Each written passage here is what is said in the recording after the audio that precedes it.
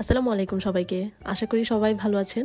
অনেকদিন ধরে ভাবছিলাম মোমবাতি কেক বানানোর পেছনের স্ট্রাগলটা আপনাদের সাথে একটু শেয়ার করি। প্রথমে আমি একটা বেসিক স্পঞ্জ কেক বানিয়ে নিলাম ভ্যানিলা। সেখানে আমি হাফ কাপ পরিমাণে ময়দা, 2 টেবিল স্পুন কর্নফ্লাওয়ার, এরপরে হাফ চা চামচ পরিমাণে বেকিং পাউডার ইউজ করেছি আর হালকা লবণ দিয়েছি।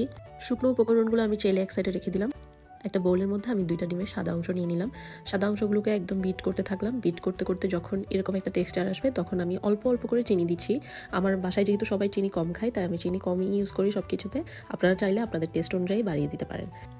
ফোমি একটা টেক্সচার আসার পরে আমি ডিমের কুসুমগুলো দিয়ে দিব। এরপর একটু ইউজ করেছি এখানে আমি বাটারস্কচ ইমালশন ফ্লেভারের জন্য। এবার সব কিছু আমি আবার ভালোভাবে বিট করে নিব।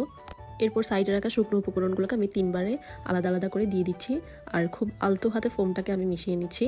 কেকের বেটারটাকে সবসময় আপনারা চেষ্টা করবেন আলতো হাতে মিশিয়ে নিতে, না হলে কেকের স্পঞ্জি ভাবটা নষ্ট হয়ে যাবে। এরপর একটা মোল্ডের মধ্যে আমি কেকের বেটারটা দিয়ে চুলায় সুন্দর মতো বেক হতে দিয়ে দিব। আপনারা সবাই জানেন আমি ওভেনে খুব কমই কেক বেক করি। এদিকে আমি হাফ কাপ থেকে একটু বেশি হুইপ ক্রিম নিয়ে নিয়েছি, এখানে বিট করে নিয়েছি সেটা। আর এই যে আমার কেকটা হয়ে গেছে, একদম স্পঞ্জি হয়েছে কেকটা হওয়ার পর আমি একটু ঠান্ডা হতে দিয়েছি। এরপর গোল গোল শেপ করে এভাবে কেটে নিয়েছি।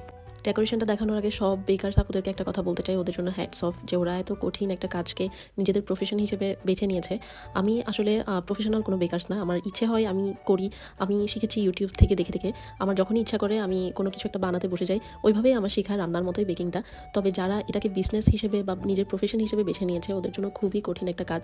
আপনারা দেখতেই পাচ্ছেন এটা নিয়ে আমি কত স্ট্রাগল করছি। যখন ফেসবুকে ফার্স্ট আমি মোমবাতি কেক বানাতে দেখেছি অন্য আপুদেরকে, তখন ভাবলাম একটা লেয়ারের উপর একটা লেয়ার বসিয়ে দিয়ে ক্রিম দিয়ে তো যে কোনোভাবেই হয়ে যাবে এই মোমবাতি কেকটা।